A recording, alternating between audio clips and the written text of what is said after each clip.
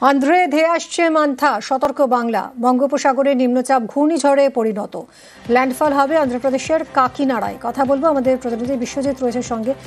এখানে প্রভাব পড়বে, অর্থাৎ হালকা ঝোড়ো হাওয়া এবং বৃষ্টি হবে দক্ষিণবঙ্গ উত্তরবঙ্গ দুই বঙ্গেই। ভারী বৃষ্টির সম্ভাবনা রয়েছে এবং মৎস্যজীবীদের জন্য সতর্কবার্তা রয়েছে এবং কৃষকদের জন্য পরামর্শ রয়েছে ফসল কেটে ফেলার জন্য।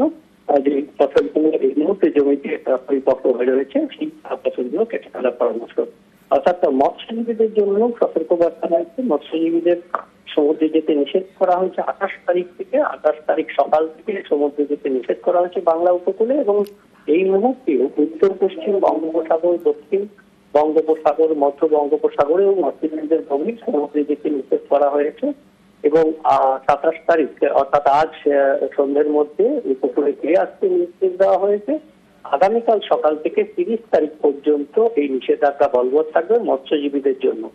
ভারী বৃষ্টির সম্ভাবনা যেমন উত্তর ও দক্ষিণ 24 পরগনা, দক্ষিণবঙ্গের জন্য রয়েছে এবং পাশাপাশি পূর্ব পশ্চিম মেদিনীপুর, কিছুটা পুরুলিয়া, উপকূলের জেলাগুলোতেও রয়েছে। অনেক ধন্যবাদ বিশ্বজিৎ।